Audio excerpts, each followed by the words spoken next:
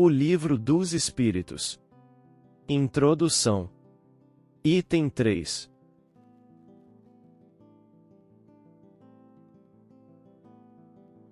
Como tudo que constitui novidade, a doutrina espírita conta adeptos e contraditores. Vamos tentar responder a algumas das objeções destes últimos, examinando o valor dos motivos em que se apoiam sem alimentarmos, todavia, a pretensão de convencer a todos, pois muitos aqui creem ter sido a luz feita exclusivamente para eles.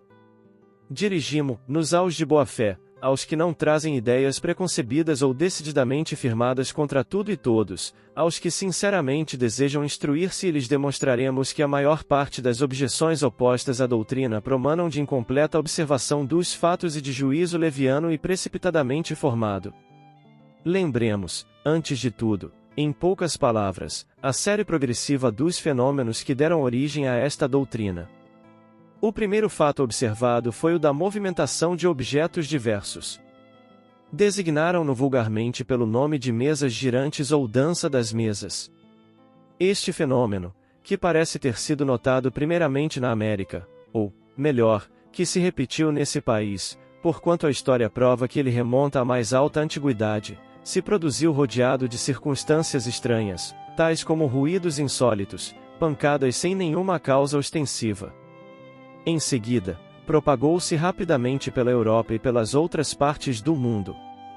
A princípio quase que só encontrou incredulidade, porém, ao cabo de pouco tempo, a multiplicidade das experiências não mais permitiu-lhe pusessem em dúvida a realidade. Se tal fenômeno se houvesse limitado ao movimento de objetos materiais, poderia explicar-se por uma causa puramente física. Estamos longe de conhecer todos os agentes ocultos da natureza, ou todas as propriedades dos que conhecemos. A eletricidade multiplica diariamente os recursos que proporciona ao homem e parece destinada a iluminar a ciência com uma nova luz.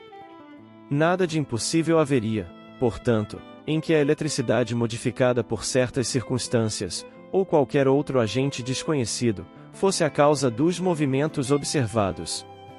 O fato de que a reunião de muitas pessoas aumenta a potencialidade da ação parecia vir em apoio dessa teoria, visto poder-se considerar o conjunto dos assistentes como uma pilha múltipla, com o seu potencial na razão direta do número dos elementos.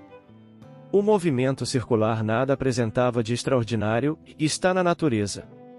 Todos os astros se movem em curvas elipsoides. Poderíamos, pois, ter ali, em ponto menor, um reflexo do movimento geral do universo, ou melhor, uma causa, até então desconhecida, produzindo acidentalmente, com pequenos objetos em dadas condições, uma corrente análoga à que impele os mundos. Mas, o movimento nem sempre era circular, muitas vezes era brusco e desordenado, sendo o objeto violentamente sacudido, derribado, levado numa direção qualquer e, contrariamente a todas as leis da estática, levantado e mantido em suspensão. Ainda que nada havia que se não pudesse explicar pela ação de um agente físico invisível. Não vemos a eletricidade deitar por terra edifícios, desarraigar árvores, atirar longe os mais pesados corpos, atraí-los ou repeli-los? Os ruídos insólitos, as pancadas, ainda que não fossem um dos efeitos ordinários da dilatação da madeira, ou de qualquer outra causa acidental, podiam muito bem ser produzidos pela acumulação de um fluido oculto, e a eletricidade não produz formidáveis ruídos? Até aí, como se vê, tudo pode caber no domínio dos fatos puramente físicos e fisiológicos. Sem sair desse âmbito de ideias, já ali havia, no entanto, matéria para estudos sérios e dignos de prender a atenção dos sábios. Por que assim não aconteceu? É penoso dizê-lo, mas o fato deriva de causas que provam, entre mil outros semelhantes, a leviandade do espírito humano. A vulgaridade do objeto principal que serviu de base às primeiras experiências não foi alheia à indiferença dos sábios. Que influência não tem tido muitas vezes uma palavra sobre as coisas mais graves? Sem atenderem a que o movimento podia ser impresso a um objeto qualquer, a ideia das mesas prevaleceu, sem dúvida, por ser o objeto mais cômodo e porque, à roda de uma mesa, muito mais naturalmente do que em torno de qualquer outro móvel, se sentam diversas pessoas.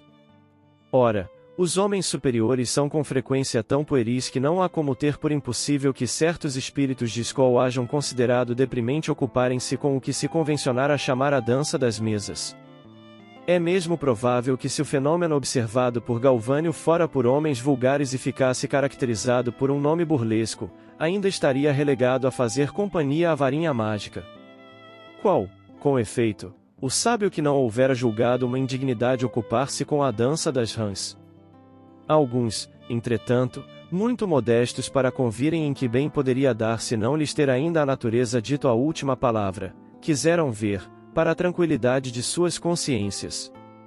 Mas aconteceu que o fenômeno nem sempre lhes correspondeu à expectativa e, do fato de não se haver produzido constantemente à vontade deles e segundo a maneira de se comportarem na experimentação, concluíram pela negativa.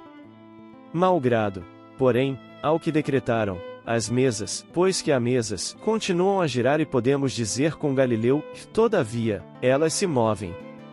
Acrescentaremos que os fatos se multiplicaram de tal modo que desfrutam hoje do direito de cidade, não mais se cogitando senão de lhes achar uma explicação racional.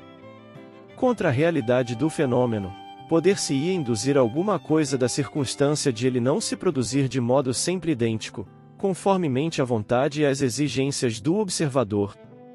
Os fenômenos de eletricidade e de química não estão subordinados a certas condições? Será lícito negá-los, porque não se produzem fora dessas condições? Que há, pois, de surpreendente em que o fenômeno do movimento dos objetos pelo fluido humano também se ache sujeito a determinadas condições e deixe de se produzir quando o observador, colocando-se no seu ponto de vista, pretende fazê-lo seguir a marcha que caprichosamente lhe imponha, ou queira sujeitá-lo às leis dos fenômenos conhecidos, sem considerar que para fatos novos pode e deve haver novas leis? Ora, para se conhecerem essas leis, preciso é que se estudem as circunstâncias em que os fatos se produzem e esse estudo não pode deixar de ser fruto de observação perseverante, atenta e às vezes muito longa.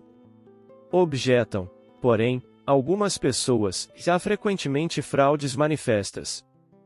Perguntar-lhes-emos, em primeiro lugar, se estão bem certas de que haja fraudes e se não tomaram por fraude efeitos que não podiam explicar, mais ou menos como o camponês que tomava por destro escamoteador um sábio professor de física a fazer experiências. Admitindo-se mesmo que tal coisa tenha podido verificar-se algumas vezes, constituiria isso razão para negar-se o fato? Dever-se-ia negar a física, porque há prestidigitadores que se exornam com o título de físicos. Cumpre, ao demais, se leve em conta o caráter das pessoas e o interesse que possam ter em iludir. Seria tudo, então, mero gracejo? Admite-se que uma pessoa se divirta por algum tempo, mas um gracejo prolongado indefinidamente se tornaria tão fastidioso para o mistificador, como para o mistificado. Acresce que, numa mistificação que se propaga de um extremo a outro do mundo e por entre as mais austerrais, veneráveis e esclarecidas personalidades, qualquer coisa há, com certeza, tão extraordinária, pelo menos, quanto o próprio fenômeno.